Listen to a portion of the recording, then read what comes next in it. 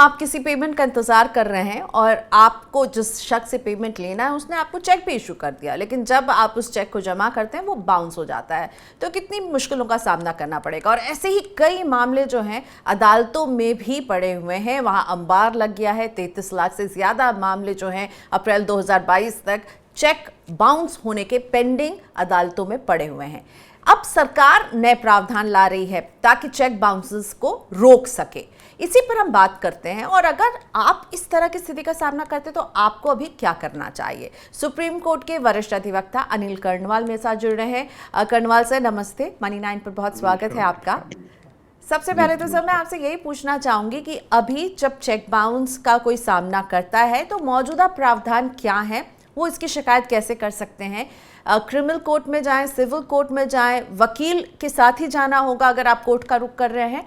अभी मौजूदा प्रावधान के बारे में जरा समझाइए। मौजूदा प्रावधान ये है कि चेक बाउंस की स्थिति में किसी भी व्यक्ति के पास दो विकल्प हैं, दो कानूनी विकल्प हैं। या तो निगोशिएबल इंस्ट्रूमेंट की धारा 138 के अंतर्गत किसी क्रिमिनल कोर्ट में आप अपनी कंप्लेंट दायर कर सकते हैं। दूसरा विकल्प है सिविल कोर्ट में आप शूट फॉर रिकवरी दायर कर सकते हैं। शूट फॉर, अगर हम सिविल कोर्ट में जाते हैं तो सिर्फ वहां पर एक समस्या है जो कि आपको कोर्ट फी देनी होती है, और कोर्ट फी जो है एक बड़ी सब्सटेंशियल अमाउंट होती है। इसीलिए ये कारण है कि अधिकतर लोगों का रुझान जो है वो क्रिमिनल कोर्ट जो प्रोसीजर है उसको फॉलो करते हैं under section 138 of negotiable instrument, क्योंकि उसमें कोर्ट फीस नहीं लगती है। तो ये दोनों ऑप्शन हैं। और जैसा आपने पूछा कि क्या प्रावधान है अगर चेक बाउंस होता है, तो उसका एक बाकायदा एक 138 में पूरा प्रोसीजर दिया हुआ है कि जिस दिन आपको बैंक से इंटीमेशन मिलती है कि आपका चेक बाउंस हो गया है, तो आपको आपने चेक जितने आपको जारी किया है उसको विदिन 30 डेज आपको उसको एक नोटिस भेजना होता है। नोटिस भेजने के बाद उसको आप 15 दिन का समय देते हैं कि आप ये पेमेंट कर दें, अन्यथा फिर आप जो निगोशिएबल इंस्ट्रूमेंट में जो प्रावधान लिए हुए हैं उसके खिलाफ आप फौजदारी का कार्रवाई उनके खिलाफ करेंगे। अगर वो 15 दिन के बाद भी अगर वो आपको पेमेंट नहीं करते हैं तो उसके 1 महीने के अंदर अंदर आपको केस फाइल करना होता है under section 142 of negotiable instrument act. ठीक है। तो ये जो फौजदारी का जो प्रक्रिया है वो एक ये प्रक्रिया है। उसके अलावा दूसरी प्रक्रिया ये भी है, चूंकि अभी आपने मुझसे पूछा कि जो मौजूदा जो प्रावधान है वो क्या क्या है। दूसरी एक प्रक्रिया भी है जो कि मैंने बताया, वो थोड़ा महंगी है लेकिन वो ज्यादा कारगर है। और आप शूट फॉर रिकवरी फाइल कर सकते हैं और अंडर ऑर्डर 37 ऑफ सीपीसी आप ये समरी सूट फाइल कर सकते हैं। बस क्या इस तरह के मामलों में कर्णवाल साहब मानहानि का भी केस बनता है? नहीं, मानहानि का केस नहीं बनता है। अच्छा, ये मुझे मानहानि का केस जी, तो मानहानि का, लेकिन आपने कहा ये क्रिमिनल ऑफेंस माना जाता है। क्रिमिनल ऑफेंस इसलिए माना जाता है कि चूंकि जब किसी भी सेक्शन में अगर किसी भी जो कानूनी प्रक्रिया होती है अगर उसके अंदर कोई पिनल प्रोविजन होता है, पिनल प्रोविजन मतलब जैसे इसमें पिनल प्रोविजन ये है कि अगर कोई चेक बाउंस के केस में अगर कन्विक्ट होता है तो उसको जो उनको सजा दी जा सकती है अप टू 2 इयर्स या इम्प्रिजनमेंट। ओके। इसीलिए और दूसरा ये भी है कि जो चेक की अमाउंट है उसकी दुगने तक की भी आपको लायबिलिटी बन सकती है देने के लिए। तो इसीलिए हम इसको निगोशिएबल इंस्ट्रूमेंट एक्ट में इसको फौजदारी के जो इसकी जुडिक्शन बनती है वो फौजदारी का जो प्रक्रिया के अंतर्गत जो मेट्रोपोलियन मजिस्ट्रेट, जैसे दिल्ली में मेट्रोपोलियन मजिस्ट्रेट होते हैं, बाकी यूपी या बाकी जगह पर जुडिशियल मजिस्ट्रेट होते हैं, तो उस तरीके से चूंकि ये हम एक कोर्ट ऑफ क्रिमिनल जुडिक्शन में केस फाइल करते हैं तो ये फौजदारी के कानून के अंतर्गत हम इनको दायर करते हैं।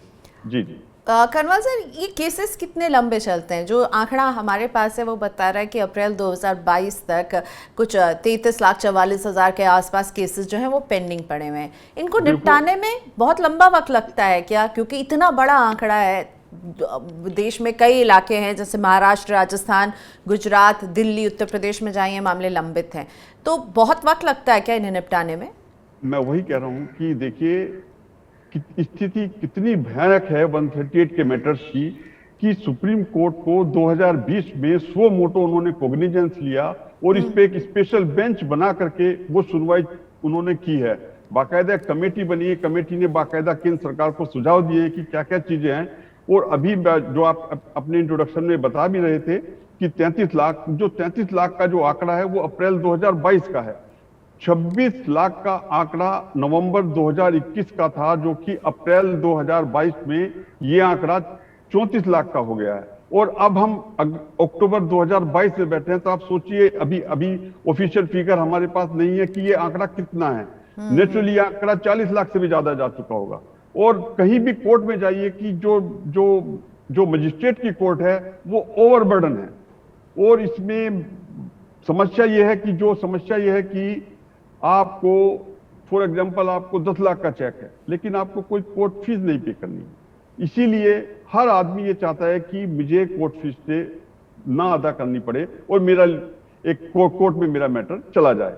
तो ये समस्या, सबसे बड़ी समस्या ये है कि जो कोर्ट फीस इसमें नहीं लगती है, इसलिए हर जगह, हर डिस्ट्रिक्ट में, हर स्टेट में 138 के मैटर्स जो हैं ये बिल्कुल पाइल अप हो गए हैं। और जो बाकी के जो क्रिमिनल केसेज हैं वो भी नहीं चल पा रहे इन केसेज की वजह से, चेक बाउंस के केसेज जो है। जी, तो यही वजह है कि सरकार भी बात कर रही है कि इसका कैसे निपटारा किया जाए। और एक व्यवस्था पर विचार चल रहा है कि जो चेक काटेगा उसके दूसरे अकाउंट से उसका पेमेंट किया जाए। आपको लग रहा है, अगर सुप्रीम कोर्ट, आप खुद बता रहे हैं कि 2020 में इनसे आजिज होकर उन्होंने एक बेंच बनाई है और केसेस का अंबार लगा हुआ है, तो सरकार का ये कदम मददगार साबित हो सकता है? मैं इस बात से, मेरी अपनी व्यक्तिगत राय यह है कि जो दूसरे अकाउंट से वो पैसा विड्रॉ करने वाली बात जो सरकार सोच रही है, वो मुझे बहुत ज्यादा लीगली वो वर्केबल सोल्यूशन नहीं लगता है। इसके अलावा जो, चूंकि उसमें बहुत सारी चीजें हैं, फॉर एग्जाम्पल एक बैंक जिसने एक स्टेट बैंक का चेक इश्यू किया है और उसका जो है कोटक महिंद्रा में दूसरे अकाउंट में उसके पैसा पड़ा हुआ है, सफिशिएंट अकाउंट पड़ा हुआ है। अब आप उसको किस तरीके से, वो क्या मॉडलिटी होगी और वो डाटा आप कहां से लेकर के आएंगे कि आपके पास सारा डाटा हो किसी भी कस्टमर का, किसी भी व्यक्ति का, वो डाटा कैसे आप किस तरीके से अरेंज करेंगे वो डाटा, उसमें बहुत सारी चीजें हैं। और वो जो प्राइवेसी है जो एक आदमी की, वो खत्म हो जाएगी। तो उसमें मुझे लगता है कि इसके बहुत ज्यादा लीगल कॉम्प्लिकेशन होंगे। और जहां तक मेरी अंडरस्टैंडिंग है कि शायद इस प्रोविजन को सरकार, हो सकता है बाद में, अभी तो वो कह रहे हैं कि हम इसको लीगली इसको वर्केबल देख रहे हैं कि इससे क्या क्या चीजें, क्या ये संभव है या नहीं है। मेरी अपनी राय है कि शायद ये सरकार इस चीज को छोड़ दे, लेकिन उसके अलावा जो उन्होंने दूसरे उपाय निकाले हैं वो बाकी वाकई में कारगर हैं और उनको करना चाहिए। जैसे कि कौन से वो कदम उठाए जाने चाहिए और आपको लग रहा है सरकार उठा रही है ताकि इस पूरे मेनस पर अंकुश लग सके? जी, जैसे अभी मैं अभी देख रहा था, जो कि मैं रिपोर्ट ये पढ़ रहा था सरकार की, जैसे वो सोच रही है कि जो चेक बाउंस करता है और जो रिपीटेड ऑफेंडर है उसको नए बैंक अकाउंट खोलने के लिए he will not be eligible to operate new bank account. ये बिल्कुल स्वागत योग्य कदम है, ये बिल्कुल करना चाहिए। और दूसरा ये है कि जो उसकी क्रेडिट हिस्ट्री है, अगर आपकी क्रेडिट हिस्ट्री, अगर आप बार बार आपके चेक बाउंस हो रहे हैं, अगर आपकी क्रेडिट हिस्ट्री आपकी निगेटिव में जाएगी, तो नेचुरली अगर कोई भी सीरियस आदमी है, कोई बिजनेसमैन है, तो वो इस तरीके के चेक बाउंस के मामले, अगर आपके अकाउंट में सफिशिएंट बैलेंस नहीं है, तो वो चेक जारी करते हुए 10 बार सोचेगा। एक तीसरा जो चालाकी इसमें नहीं है, एक तीसरा इसमें यह भी हो सकता है, जब सरकार बनाएगी कानून तो उसके बाद में बाकी सब लोगों से राय भी लेती है सरकार, उसके बाद ही एक जो उसको बिल की शेप में पार्लियामेंट में सरकार कानून को लाती है। मेरा मानना यह है कि जो उसका एग्जिस्टिंग अकाउंट भी है उसको भी एक पर्टिकुलर पीरियड के लिए फ्रीज कर देना चाहिए। बिल्कुल, जो नए अकाउंट है वो तो नहीं, जो आपका एग्जिस्टिंग अकाउंट भी है।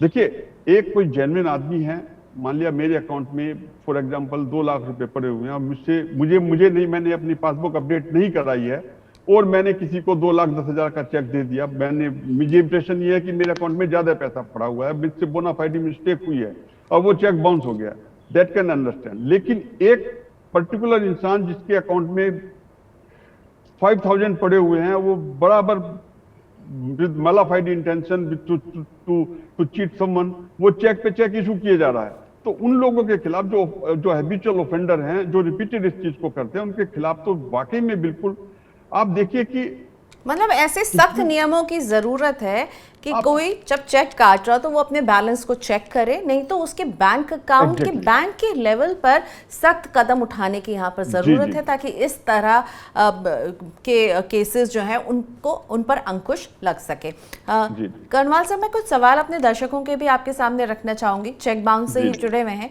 सुमित मिश्र का पहला सवाल लेकर आते हैं। ये हमें बता रहे हैं कि इनके दोस्त ने एक पोस्ट डेटेड चेक जो है इन्हें दिया था, 2 लाख रुपए उनसे उधार लिए और एक पोस्ट डेटेड चेक दे दिया और कहा कि अभी तुरंत आप जो है इसे जमा नहीं कीजिए, घर के हालात ठीक नहीं हैं। 90 दिन बीत चुके हैं, अब पैसे नहीं मिल रहे हैं, चेक एक्सपायर हो चुका है। आप सुमित को क्या करने की अब सलाह देंगे? ये वही है जो मैंने आपको इंट्रोडक्शन में कहा। अब चूंकि इनका चेक बाउंस एक्सपायर हो चुका है, अब ये उसको 138 की जो प्रोविजन है, ये उस प्रोविजन को इन्वोक नहीं कर सकते हैं। चूंकि इन्होंने जब इनका चेक एक्सपायर हो गया तब ये प्रेजेंट तो कर नहीं सकते उसको, चेक को। अब इनके पास दूसरा ऑप्शन है जो सिविल कोर्ट में है। सिविल कोर्ट की जो रेमेडी है वो बहुत अच्छी रेमेडी है, उसमें लिमिटेशन 3 साल की है। आप 3 साल के अंदर अंदर सूट फॉर रिकवरी फाइल कर सकते हैं, और उसमें भी अगर आप ऑर्डर 37 में अगर आप केस फाइल करते हैं तो वो इतना इफेक्टिव है कि हम तो अपने किसी भी क्लाइंट को हमेशा यही एडवाइज करते हैं कि आप ऑर्डर 37 में दावा दायर कीजिएगा। ठीक है, तो सिविल कोर्ट का रास्ता इन्हें अपनाना होगा और वहां पे इन्हें कोर्ट फीस भी देनी पड़ेगी। कोर्ट फीस देनी पड़ेगी, जी जी। लेकिन वो कोर्ट फीस जिस दिन जब इनके फेवर में डिक्री हो जाएगी, वो कोर्ट फीस इनको वापस मिल जाएगी।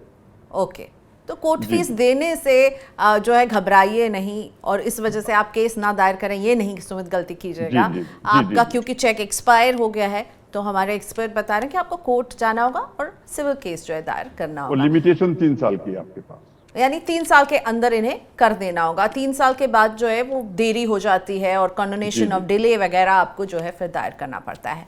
रुचि उनियाल का सवाल लेकर आते हैं। रुचि ने हमें बताया कि उनके किराएदार ने मकान खाली करते समय 60,000 रुपए का चेक दिया था, वो चेक इनसे खो गया है। अब वो जो है दूसरा चेक उन्हें भेज नहीं रहा है। इस पैसे की वसूली के लिए इन्हें क्या करना चाहिए? क्या रुचि को भी कोर्ट का ही रास्ता अपनाना पड़ेगा कर्नवाल सर? अब देखिए, अभी वो उनके पास चेक ही नहीं है तो फिर उसके लिए तो फिर आप न तो फौजदारी के लिए जा सकते हैं, फौजदारी जो प्रक्रिया उसके अंदर आप केस फाइल कर सकते हैं। लेकिन दूसरा है, चूंकि जो इनका जो रेंट एग्रीमेंट है, रेंट एग्रीमेंट जो किराएदार के साथ रहा होगा वो इनको सपोर्ट करेगा, उसमें टर्म एंड कंडीशन होगी तो उनके खिलाफ ये सूट फॉर रिकवरी फाइल कर सकते हैं। और ये एक ऑप्शन इनके पास अभी भी बचा हुआ है। राइट, चलिए, तो चेक बाउंस की इसमस्या को आप बहुत क्लोजली देखते होंगे, आप जैसा कि हम सब देख रहे हैं, अदालतों में इतने सारे मामले भी लंबित हैं। आप बतौर एडवोकेट क्या कहना चाहेंगे कि यहाँ पर आपको क्या लगता है वो कौन सी चीज़ें जो किए जाने की ज़रूरत है, जिस पर आप ध्यान ले जाना चाहेंगे लीगली? मैं ये चाहता हूं और मेरी अपनी ओपिनियन ये है कि जो ये अंबाल लगा हुआ है, जिसके लिए कि सुप्रीम कोर्ट तक को कॉग्निजेंस लेना पड़ा है, एक सुओ मोटो उन्होंने बेंच बनाई है। अब आप समझ लीजिएगा कि जो एक जुडिशियल वर्क जो मजिस्ट्रेट को करना चाहिए वो नहीं कर पा रहा है। अगर आप जाकर के देखेंगे तो कोई कोर्ट तो ऐसी मिल जाएंगी आपको जिसके यहाँ 200 केस डेली लगे हुए हैं, 300 केस 138 के लगे हुए हैं।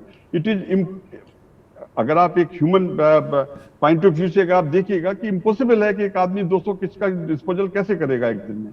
तो नेचुरली वो डेट पे डेट जाती है, तो कि 5-5, 6-6 साल तक केस लंबित पड़े हुए हैं। और उसका खामियाजा ये होता है कि जो बाकी का जो जुडिशियल वर्क है जो मजिस्ट्रेट को करना चाहिए वो सारा मिस हो जाते हैं।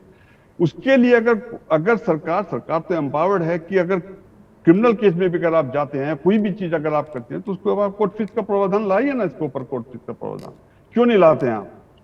सरकार को, चूंकि एक जो मेजर सेक्शन है इसमें वो कॉर्पोरेट सेक्टर का भी है इसमें। अब कॉर्पोरेट सेक्टर ये भी चाहता है कि हमें कोर्ट फीस ना देनी पड़े और हमारे पैसे की रिकवरी हो जाए बाई वे ऑफ 138। तो वो सरकार उस चीज को जानबूझ करके, मेरा अपनी राय ये है कि जानबूझ करके सरकार उस चीज को इंप्लीमेंट नहीं करना चाहती। अगर कोर्ट फीस लगेगी तो ये अंबार भी घटेगा। चलिए, शुक्रिया आपका कर्नवाल सर। जाहिर तौर पर क्योंकि लोगों को ये आसानी रहती है कि बिना खर्चे के वो केस दायर करें तो बहुत ज़्यादा केसेस का अंबार जो है वो लग जाता है, लेकिन कई कारगर कदम उठाए जा सकते हैं बैंक के लेवल पर कि मामला वहाँ तक पहुँचे ही ना। धन्यवाद कर्नवाल सर इस बातचीत के लिए।